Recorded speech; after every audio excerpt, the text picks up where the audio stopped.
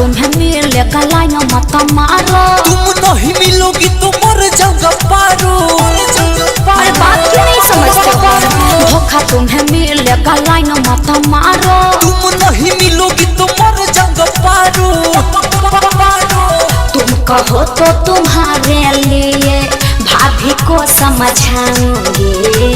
तुम कहो तो तुम्हारे लिए भाभी को समझाऊंगी। मने हमारी जत्ते ना रखबे रे यार। अरे मुझ में क्या रखा है? पटाना है तो भाभी को पटाओ। मैं आज कल चली जाऊंगी ना। भाभी को पटा ले रे पगले, भाभी को पटा ले रे पगले। आज कल चली जाऊंगी। भाभी को पटा ले रे पगले, आज कल चली जाऊंगी। बात समझो ना।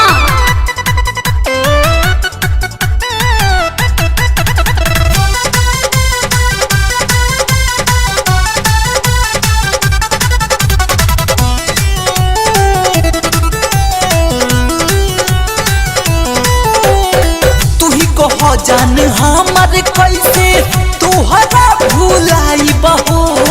जातानी ससुरा नहीं हराई बता फिर हो बाती आई बहो। अरे टेंशन मत लो, भेंट होई। तू ही कहो जान हमारे कैसे तुहरा भुलाई बहो। जातानी ससुरा नहीं हराई बता फिर हो बाती आई बहो।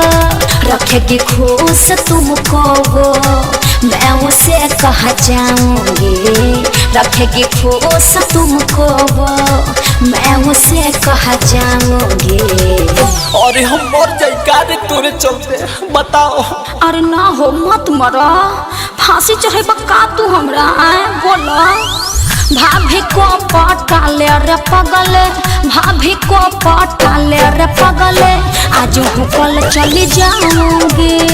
भाभी को पटा ले रे पगले, आज कल चली जाऊंगी। बात समझो ना।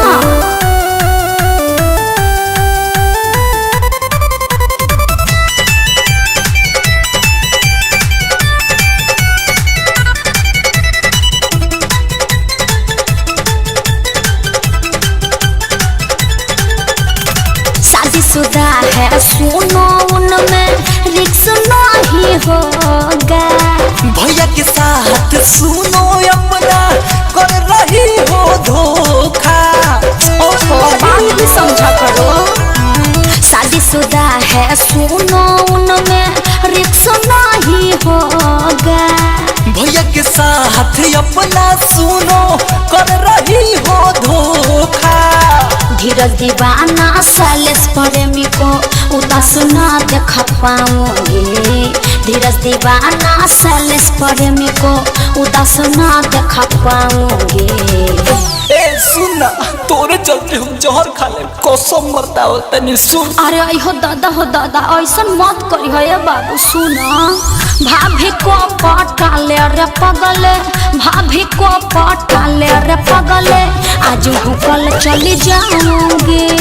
भाभी को पटा ले रे पगले, आज कल चली जाऊंगी। धोखा तुम्हें मिलेगा लाइन मत मारो। तुम नहीं मिलोगी तो मर जाऊंगा पारो। तुम कहो तो तुम्हारे लिए भाभी को समझाऊंगी। तुम कहो तो तुम्हारे लिए भाभी को समझाऊंगी। मने हमारी जत्ते ना रखबे रे यार। अरे मुझ में क्या रखा है? पटाना है तो भाभी को पटाओ। मैं आज कल चली जाऊंगी ना। भाभी को पटा ले रे पगले, भाभी को पटा ले रे पगले। आज कल चली जाऊंगी। भाभी को पटा ले रे पगले, आज कल चली जाऊंगी। बात समझो ना।